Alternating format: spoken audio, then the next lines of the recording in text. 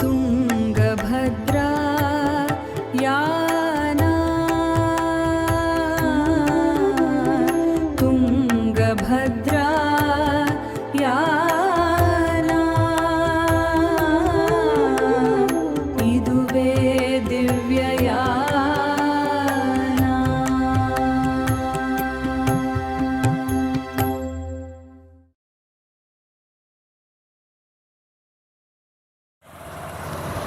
ಎಲ್ಲರಿಗೂ ನಮಸ್ಕಾರ.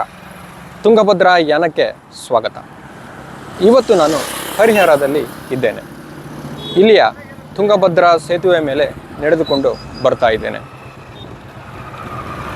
ಶಿವಮೊಗ್ಗ, ಹೊನ್ನಾಳಿ ಈ ಕಡೆಯಿಂದ ಹರಿದು ಬರುವ ತುಂಗಭದ್ರಾ ನದಿ ಹರಿಹರದಲ್ಲೂ ಕೂಡ ಹರಿಯುತ್ತದೆ.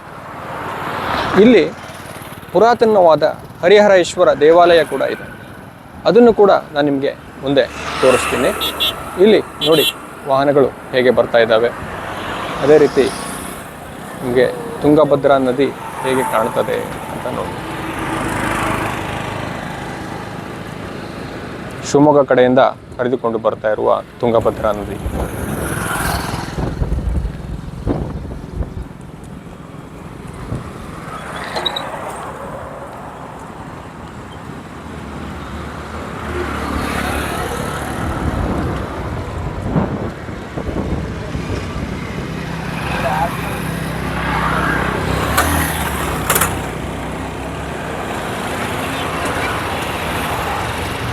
ಇದು ತುಂಗಭದ್ರಾ ನದಿಯ ಒಂದು ಸಣ್ಣ ನೋಟ.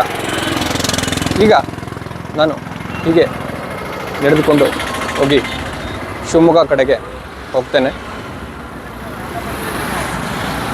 ನಮಸ್ಕಾರ. ಇದೇ ಹರಿಹರೇಶ್ವರ ದೇವಾಲಯ. ಎಷ್ಟು ವಿಶಾಲವಾಗಿದೆ ಅಂದರೆ ನೀವಿಲ್ಲಿ ಬಂದೇ ನೋಡಬೇಕು.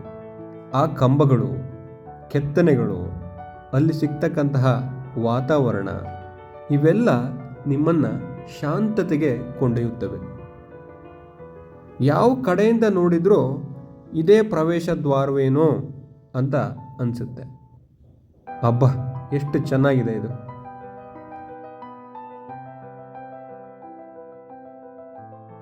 ಇಲ್ಲಿನ ದೀಪಸ್ತಂಭಗಳನ್ನು ಗಮನಿಸಿ.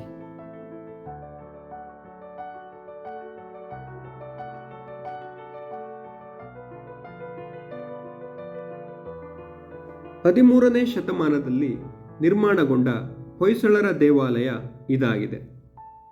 ಇಲ್ಲಿನ ವಿಶೇಷ ಏನು ಅಂದರೆ ಗರ್ಭಗುಡಿಯಲ್ಲಿ ಇರುವ ಮೂಲಮೂರ್ತಿ ಹರಿಹರೇಶ್ವರ. ಎಡಪಾರ್ಶ್ವ ವಿಷ್ಣುವಿನ ಅಂಶಗಳನ್ನು ಒಳಗೊಂಡಿದ್ದರೆ ಬಲಪಾರ್ಶ್ವ ಶಿವನ ಅಂಶಗಳನ್ನು ಒಳಗೊಂಡಿದೆ. ಕಿರೀಟದಲ್ಲೂ ಕೂಡ ಆ ವ್ಯತ್ಯಾಸವನ್ನು ನೀವು ಗಮನಿಸಬಹುದು. ನೀವೇನಾದರೂ ದಾವಣಗೆರೆ ಕಡೆಗೆ ಬಂದಿದ್ದರೆ ಈ ದೇವಾಲಯವನ್ನು ನೋಡಿಕೊಂಡೇ ಬನ್ನಿ.